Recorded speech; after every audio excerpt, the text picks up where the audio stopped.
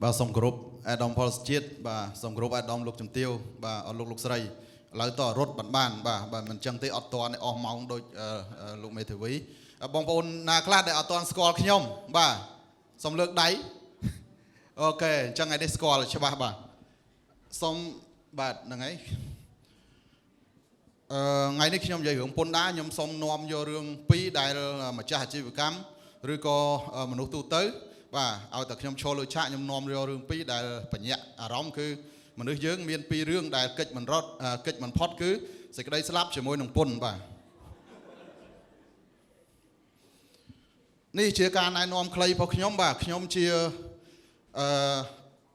founder របស់ USRV Group ដែលខ្ញុំមានសេវាមានក្រុមហ៊ុនទាំងប្រមាណនេះហើយខ្ញុំក៏ជាប្រធាននៅខាងសហព័ន្ធភ្នាក់ងារសេវាកម្មពន្ធដារកម្ពុជាផងដែរបាទខ្លាយអត់តន់ទៅលឿនបន្តិចនេះជាអ្វីដែលខ្ញុំបានធ្វើកន្លងមកនៅក្នុងសង្គមបាទបងប្អូនចង់ស្គាល់ខ្ញុំច្បាស់បន្ថែមទៀតអាចថតទុកទៅហើយចាំផ្ដោតទៅលើបញ្ហាសំខាន់ដែលយើងត្រូវចែកម្លែកនៅក្នុងនេះបាទដោយសារជាការស្នើសុំរបស់បងមនីបាទសុំឲ្យនិយាយចំគោលដៅតែម្ដងហើយផ្ដោតទៅលើ SME អញ្ចឹងខ្ញុំមិនយកអាជីវកម្មដែលធំមកនិយាយទេគឺយក SME មកនិយាយហើយអាដាមផលសជាតិក៏បានមានប្រសាសន៍ពីខាងដើមខ្ញុំចាប់អារម្មណ៍គឺទី1គឺនយោបាយធ្វើឲ្យប្រទេសជាតិយើងរីកចម្រើនតាមរយៈការដឹកនាំរបស់ថ្នាក់ដឹកនាំបាទអញ្ចឹងពន្ធក៏ជារឿងមួយសំខាន់ដែលម្ចាស់អាជីវកម្មត្រូវដឹងដែរបាទព្រោះពេលដែលរស់ស៊ីកុំភ្លេចចែកជូនរដ្ឋ 20% ផងបាទបើសិនអត់ចែកទេនឹងមានបញ្ហានៅពេលក្រោយបាទហើយមួយទៀតតាក់ទងនឹងរឿងថ្លៃដើមអាដាមក៏មានប្រសាសន៍ដែរបាទមានថ្លៃដើមយើងលក់ថ្លៃលក់ថោកច្រើនតែផ្លិចពន្ធបាទម្ចាស់អាជីវកម្មច្រើនតែផ្លិចបោកពន្ធបាទផ្លិចពន្ធជួនកាលរស់ស៊ីចំណេញដល់ទៅពេលអូឌីតឡើងអស់លេងបាទផ្លិចចុងក្រោយគ្រាន់តែចាក់ដីសោះហ្នឹងណា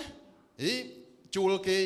ចាក់ដីឲ្យលុយគេហើយរត់មកយក 5% 15% ទៀតដូចអយុធធម៌ហ៎បាទមកពីអត់យល់រឿងពន្ធឥឡូវខ្ញុំសូមចែកម្លែកពន្ធអ្នកដែលជាប់ពន្ធគឺទាំងអស់នេះ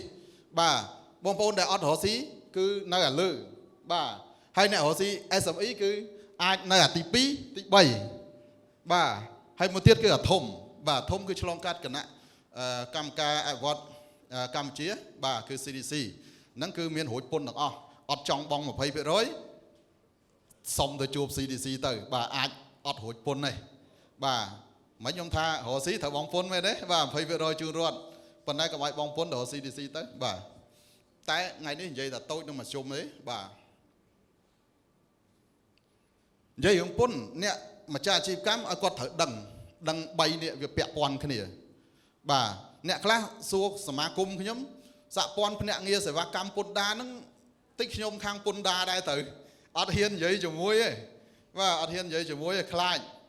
តាមពិតអត់ទេបាទអញ្ចឹងខ្ញុំមក clarify តិចម្ចាស់អាជីវកម្មខ្ញុំថាដាក់ម៉ោងស្មានហ្នឹងប្រហែលបើខ្ញុំមិនខំប្រឹងនិយាយឲ្យខ្លាំងទេប្រហែលជាអត់ចូលទេព្រោះដោយសារហេវផងអីផងហើយអារឿងពុនហ្នឹងអត់ចង់ស្ដាប់ទេបាទអត់ចង់ស្ដាប់ទេបាទអញ្ចឹងទល់តែខ្ញុំខំប្រឹងបន្តិចបាទអញ្ចឹងត្រូវស្គាល់ថា3ទី1គឺអ្នកដែលពាក់ព័ន្ធគឺមន្ត្រីពន្ធដារទី2គឺអ្នកជាប់ពន្ធខ្លួនឯងបាទហើយទី3គឺភ្នាក់ងារសេវាកម្មពន្ធដារបាទអញ្ចឹងផ្នែកផ្លូវច្បាប់អាដាម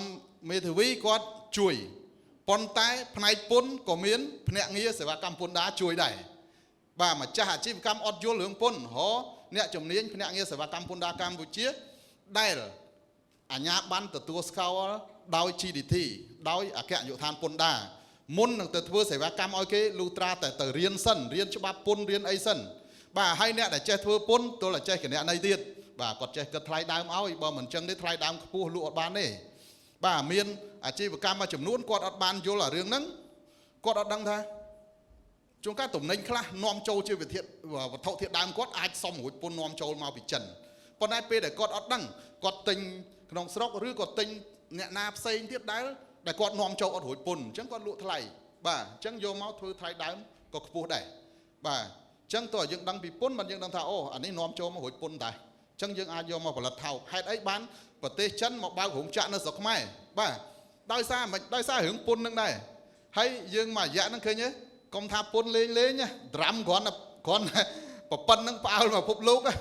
បាទអញ្ចឹងរកស៊ីចំណេញយ៉ាងណាក៏ដោយបើអត់គិតពុនទេអាហ្នឹងគឺពិបាកហើយអញ្ចឹងមានភ្នាក់ងារសេវាកម្មពន្ធដារជួយភ្នាក់ងារសេវាកម្មពន្ធដារក៏ជាអង្គភាពស្វែងរកប្រាក់ចំណេញដែរបាទនៅ5នាទីទៀតល្មមហ្មងតិចទៀតពុននឹងអាកបាទពុននឹងអាកផ្សេងគ្នាពុនគឺពុនដែលយកផ្ទាល់អាកគឺយកប្រយោលបាទ sorry បាទ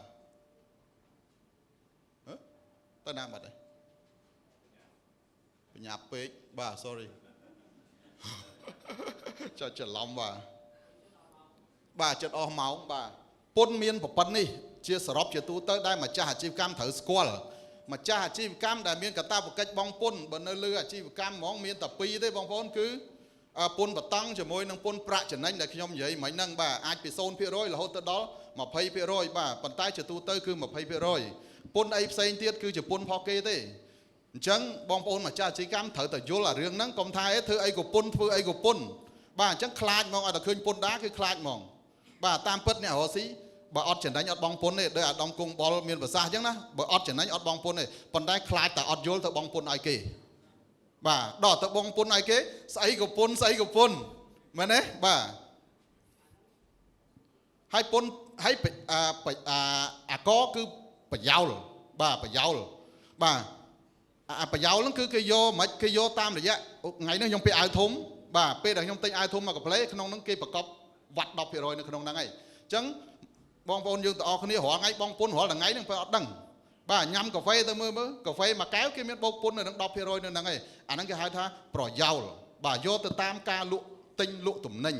បាទអញ្ចឹងកុំភ័យថារកស៊ីធ្វើមិនកិច្ចពុនកំបងពុនកិច្ចអត់រួចទេបាទអញ្ចឹងមកយល់ពីពុនរកភ្នាក់ងារសេវាកម្មពន្ធដារជួយ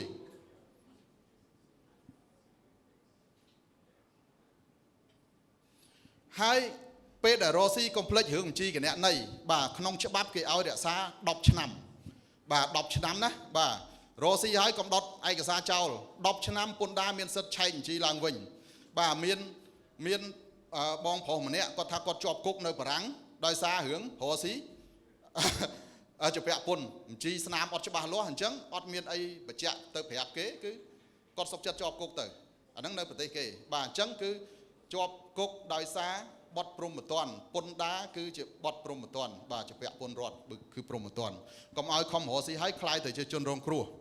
បាទអញ្ចឹងត្រូវមានបញ្ជីស្នាមបាទបញ្ជីស្នាមគឺបែបនេះបាទមីក្រូសហគ្រាសតូចហើយនឹងមធ្យមនិងធំគឺទៅតាមនេះចុះបាទបើអត់ទាន់អាចថតទុកបានបាទដើម្បីយកទៅមើលបន្ថែមទៀតបាទដោយសារពេលវេលាវាខ្លីពេកហើយហេវផងបាទនេះក៏អាចថតទុកទៅដែរជាចំណុចមួយដែលអាចយកទៅអង្គុយមើលហើយចាប់អារម្មណ៍ហើយមានឱកាសពេលក្រោយចាំយើងដាក់ម៉ោងឲ្យវែងបន្តិច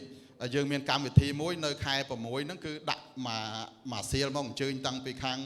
រដ្ឋាភិបាលតំណាងខាងអគ្គនាយកដ្ឋានពន្ធដារជាមួយនឹងខាងក្រសួងពាណិជ្ជកម្មមកដែរអញ្ចឹងបងប្អូនយើងអាចចូលរួមភាសាទៀតខ្ញុំនឹងបង្ហាញនៅ slide ក្រោយសមនកម្មហេតុអីរស់ស៊ីពន្ធដារចេះតែមកឆែកបញ្ជីពន្ធដារនឹងចង់ធ្វើស៊ីឬក៏មិនណាម្នាក់អញ្ចឹងជួនកាលរកភ្នាក់ងារថាភ្នាក់ងារហ្នឹងធ្វើស៊ីគេណាណៃប៉ុន្តែពិតយើងអត់ដឹងពីកាតព្វកិច្ចពន្ធគឺគេត្រូវតែចុះធ្វើសមនកម្មហើយព្រោះពេលប្រកាសបាទពេលប្រកាសគឺគេឲ្យយើងប្រកាសតាមចិត្តប៉ុន្តែកុំឲ្យគេចាប់បានបាទនេះគឺសមនកម្មពន្ធដារគឺរស់ស៊ីត្រូវតែមានពន្ធដារចុះទៅអូឌីតហើយបាទនេះជាចំណុចបញ្ហាប្រឈមទេដែលម្ចាស់អាជីវកម្មគួរតែយកចិត្តទុកដាក់កុំបំភ្លេចបាទហើយនេះជា app មួយចំនួនផងអគ្គនាយកដ្ឋានពន្ធដារដែលអាច download យកទៅសម្រាប់បងប្អូនម្ចាស់អាជីវកម្មដែលតូចបាទអាចបង់ពន្ធខ្លួនឯងបាទបង់ពន្ធខ្លួនឯងតាមរយៈ app បានបាទនេះជាកម្មវិធីមួយនៅថ្ងៃក្រោយនឹងអាចចូលរួមបានលម្អិតបន្ថែមទៀតជាមួយនឹងខាងសមាគមពួកខ្ញុំបាទសូមអរគុណ បាទសូមថ្លែងអំណរគុណយ៉ាងជ្រាលជ្រៅបំផុតចំពោះអាដាម